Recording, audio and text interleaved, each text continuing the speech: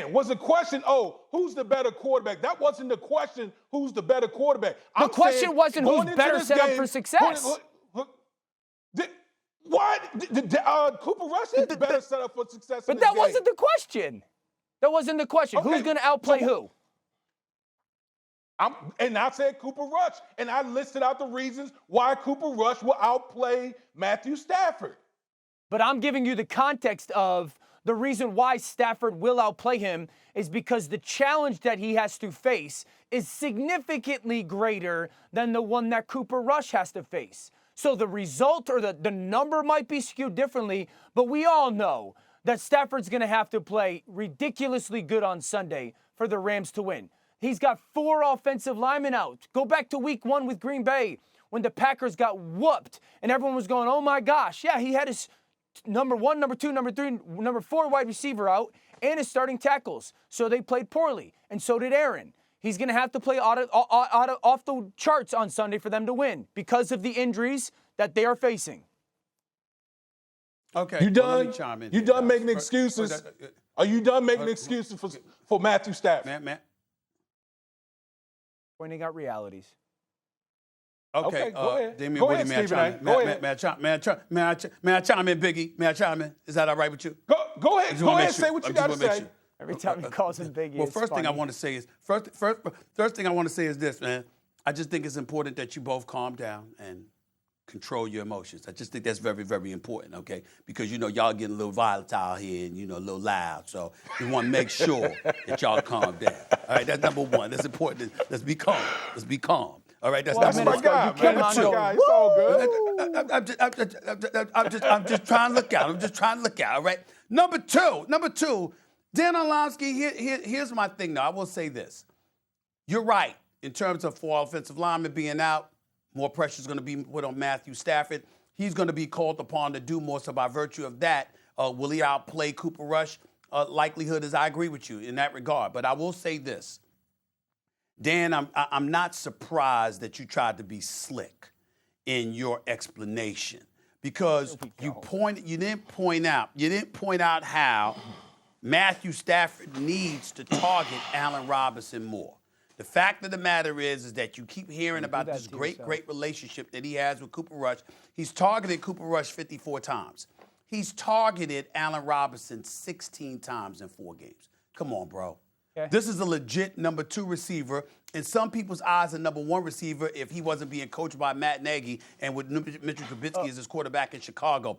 The discrepancy in the amount of targeting comes into play. And I only bring Matthew Stafford up in that regard for this reason, Dan.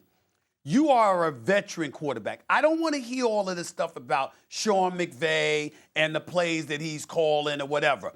Matthew Stafford has been in the league long enough to know that as great as Cooper Kupp has proven to be, you can't be that damn transparent in targeting one receiver over everybody else. I know Igby's got about 38 targets, but I'm just saying, you got to make sure that everybody knows there's a possibility you might go in a different direction when the heat gets turned up. Okay, that's not the case with Matthew Stafford. He keeps going to Cooper Kupp, and that transparency hurts him. Hey, Stephen A.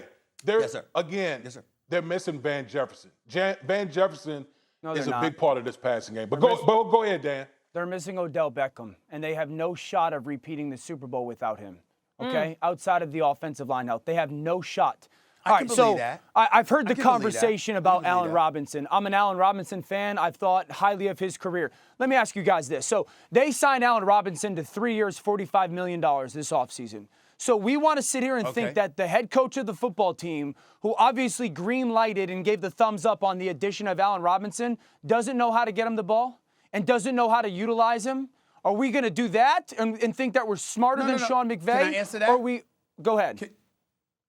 No, I will answer that by saying this. Dan Orlovsky, I'm entitled in all seriousness to listen to somebody with your level of expertise who raved about the pickup of Allen Robinson in the offseason.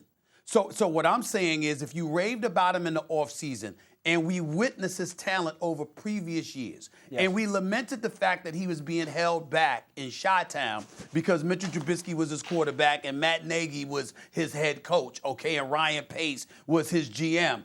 and we lamented those things. And we said a new day is coming because Robert Woods is gone. He got injured last year. He departed from them in the offseason. Robert Woods is gone. Van Jefferson is out. Okay, Odell Beckham Jr. is injured. But they're going to be okay because Allen Robinson is there as the number 2. So why all of a sudden that these things are not happening and we surmise you think that Sean McVay doesn't know better? Maybe he does know better. Maybe Allen Robinson isn't adapting to the system as well, and Sean McVay may have wanted. The bottom line is, it's Sean McVay's job to make that happen because we know Allen Robinson's got the skills. It's your job to find a way to make it, to acclimate him to your system. It ain't just him.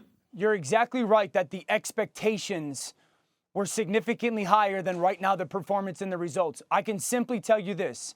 Allen Robinson is not getting open. He's just not. If you go to that 4th and 2 the other night against San Francisco on the out route, he catches that out route, the ball is right on his face, and he falls. I had Hembo look this up for me because the tape shows that Allen Robinson can't get open right now. So if you're the quarterback or if you're the play caller, you're going to throw to the guy that you think is going to get open as well. Right now, over this year and last year, when it comes to average yard of separation, meaning how many yards you're away from the closest defender, Allen Robinson ranks 144 out of 145 available guys. Right now, to my surprise, he is not getting open. I didn't know that, Dan. All right. Thanks for watching ESPN on YouTube. For live streaming sports and premium content, subscribe to ESPN+.